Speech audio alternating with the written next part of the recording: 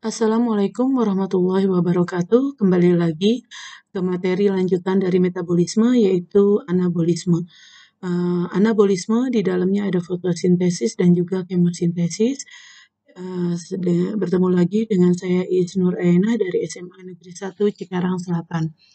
Adapun gambar yang di depan ini adalah gambar struktur dari kloroplas, di mana kloroplas merupakan tempat terjadinya fotosintesis. Di sini ada membran luar, ada membran dalam, kemudian ada satu tumpukan ini namanya tilakoid. Jika tumpukan tilakoid bertumpuk menjadi granum, granum, granum, granum, granum membentuk grana. Bagian yang tidak ada apa-apanya ini adalah stromas, dan di sini juga ada yang namanya bagian intermembran, jadi bagian di internal membran. Baik, ada dua reaksi pada fotosintesis, yaitu reaksi terang, dikenal dengan Hill reaction, terjadi di tilakoid, grana atau granum, kemudian terjadi pada siang hari karena butuh sinar matahari. Bahannya adalah H2O, klorofil, dan sinar matahari. Untuk hasilnya saya berikan titik-titik dulu, nanti bisa dijawab ketika sudah membahas tentang reaksinya. Yang kedua adalah reaksi gelap, kita kenal dengan Calvin-Benson reaction atau Beckmann reaction, terjadi di stroma kloroplas. Bahannya adalah CO2 dan RDP atau RUBP, ribulosa dwifosfat atau ribulosa bifosfat. Hasilnya kita akan isikan setelah kita memahami prosesnya. Ini adalah reaksi terang. Reaksi terang itu terjadinya adalah di tilakoid atau di granum, bisa juga disebut di grana. Nah, ini ada fotosistem 2, ada fotosistem 1. Di mana fotosistem 1 itu ada P700 atau panjang gelombang 700 nanometer, sedangkan pada fotosistem 2 memiliki energi matahari yang memiliki panjang gelombang 680 nanometer. Kemudian, bagaimana cerita reaksi terang adalah contohnya begini. Pada saat sinar matahari datang, maka energi matahari ini akan membuat stabilitas di sini terganggu, sehingga elektron yang paling luar akan tereksitasi. Ini terlihat langkah pertama adalah ketika sinar matahari datang ke fotosistem 2, maka eksitasi elektron. Itu langkah yang pertama.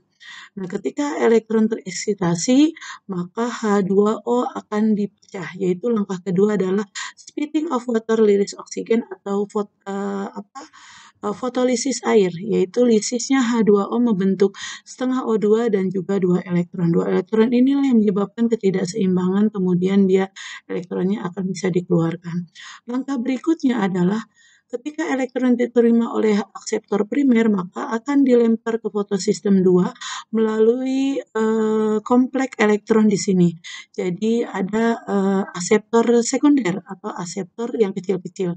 Contohnya ada plastokinon, sitokrom kompleks, ada plastosianin, dan sebagainya. Nah, pada saat pelemparan 2 elektron ke fotosistem 1, maka ini disebut langkah ketiga, di mana energi matahari berubah menjadi energi kimia. Sehingga di sini ada pengikatan 2 ADP berikatan dengan fosfat menghasilkan ATP. Jadi di sini ada langkah pertama eksitasi elektron, langkah kedua adalah fotolisis air, langkah ketiga energi cahaya berubah menjadi energi kimia, yang keempat terbentuknya ATP. Kemudian kalau fotosistem 1 didatangi oleh elektron, maka elektron akan tereksitasi lagi, kemudian diterima oleh aseptor primer, kemudian nanti dilempar ke ferrodoksin sebagai elektron transport, rantai elektron transport, nanti akan mengaktifkan NADP+ berikatan dengan 2H+. 2H+-nya dari mana? 2H+-nya berasal dari fotolisis air.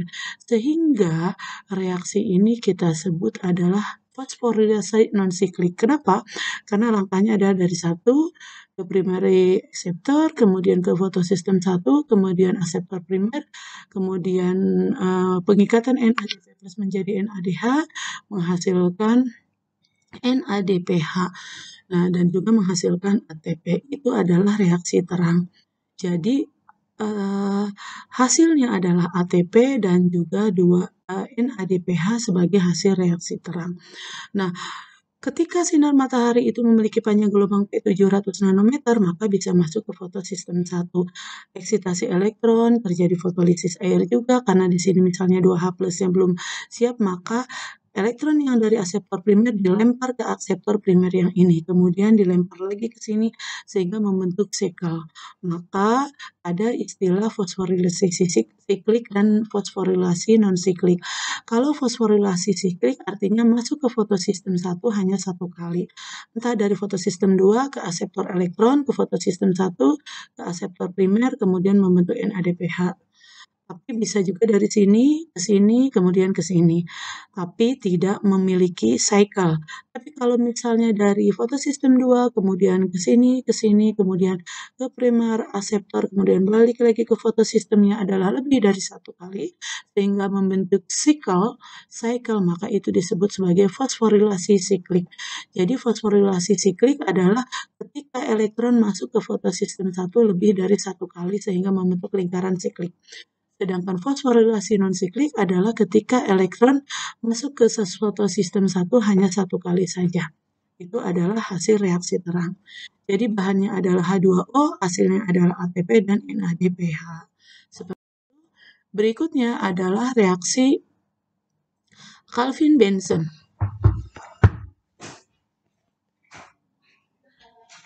Reaksi Calvin-Benson itu adalah reaksi Calvin-Benson itu adalah terjadi di stroma di mana bahannya adalah RuBP, ribulosa bisfosfat yang memiliki atom karbon 5, kemudian memfiksasi CO2 yang atom karbonnya adalah 1. 5 tambah 1 berarti 6. Sehingga membentuk 2 fosfogliserat atau PGA fosfogliserat acid. Asam fosfogliserat. Asam fosfogliserat akan dirubah menjadi asam fosfogliseral aldehid menjadi PGAL, maka dibutuhkan ATP yang berasal dari reaksi terang. Nah, dari PGAL berubah menjadi G3P, itu membutuhkan NADPH yang dari reaksi terang. Kemudian dari PGAL yang didapatkan, ini kalau misalnya di sini ada 6, maka di sini pun 6. Jadi 6 karbon kali 5, 30. Di sini 6 kali 1 berarti 6. Jadi 36. Sedangkan PGA itu karbonnya ada 3, maka 36 dibagi 3 adalah 12. Jadi 12 PGA berubah menjadi 12 PGAL. 2 PGAL-nya berubah menjadi gula atau glukosa. Berarti sisanya 10. Maka 10 itu akan direduksi kembali menjadi RuBP kembali. Jadi Calvin-Benson itu adalah reaksi yang bertanggung jawab ketika dia memakai 6 RDP atau RuBP, maka akan dibentuk kembali RuBP. Jadi bahannya adalah RuBP dan CO2, sedangkan hasilnya adalah glukosa dan RuBP kembali. Itu adalah siklus Calvin. Jadi bagaimana hubungan antara fotosintesis dan reaksi fotosintesis? Jadi yang di tilakoid atau di granum ini kita sebut cahaya, ada H2O, maka menghasilkan O2. Ini adalah reaksi terang. Nah, bahan yang dihasilkan adalah ATP dan NADPH. Kemudian ATP dan NADPH digunakan untuk membantu RuBP mengikat CO2 menjadi PGA, PGA menjadi PGAL, itu dibutuhkan adanya ATP dan NADPH, kemudian dibentuklah PGAL atau glyceraldehyde 3 fosfat, itu untuk membentuk glukosa. Sisa dari G3P tadi akan dirubah menjadi RuBP kembali dengan melepaskan NAD+ ataupun ATP direduksi menjadi ADP. Jadi ini adalah reaksi berkebalikan fotosintesis, reaksi terang dengan reaksi gelap.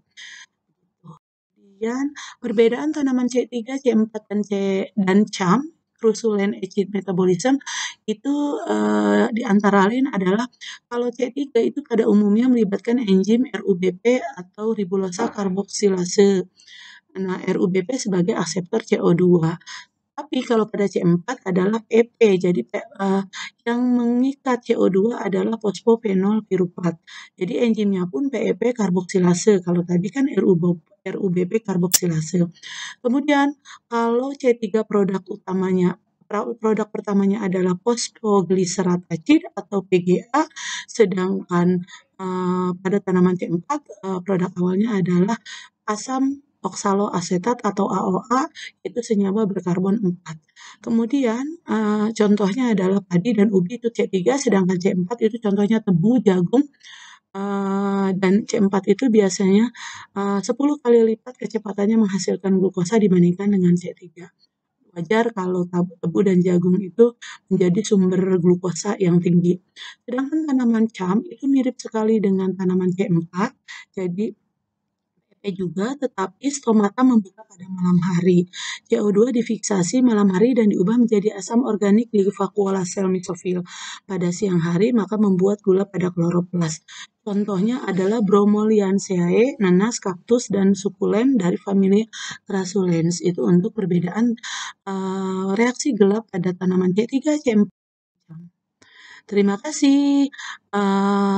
Mohon maaf atas kekurangan dan kelebihannya. Semoga bermanfaat. Assalamualaikum warahmatullahi wabarakatuh.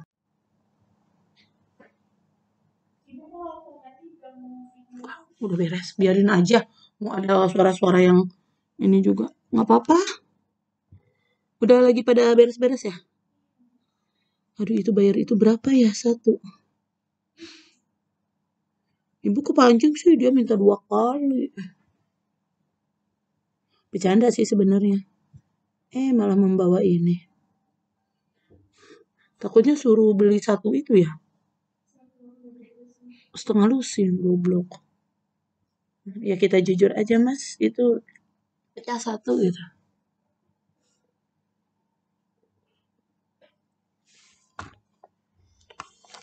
Oke.